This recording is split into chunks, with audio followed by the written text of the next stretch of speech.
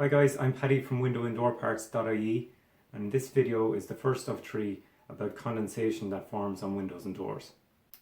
In this video I'm going to be talking about condensation that forms on the exterior surface of the glazing in windows and doors. Condensation that forms on the exterior surface of the glazing is a relatively new phenomenon. It can occur on any double glazing, but is more prevalent in new windows and doors that have highly insulated double or triple glazing installed.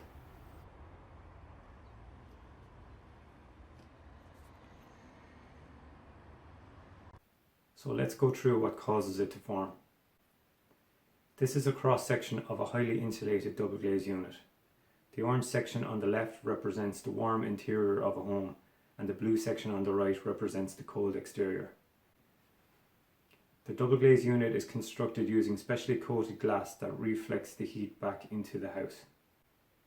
The space between the two panes of glass is also filled with an invisible gas, usually argon. This increases the insulation of the double glazed unit.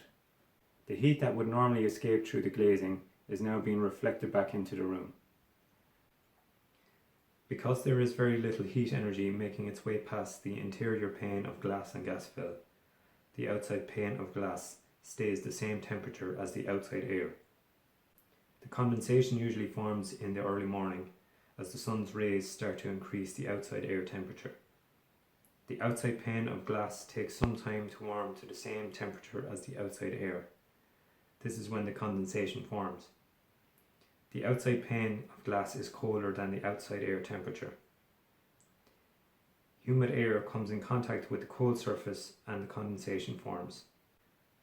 This only tends to last an hour and then dissipates as the outside air temperature increases.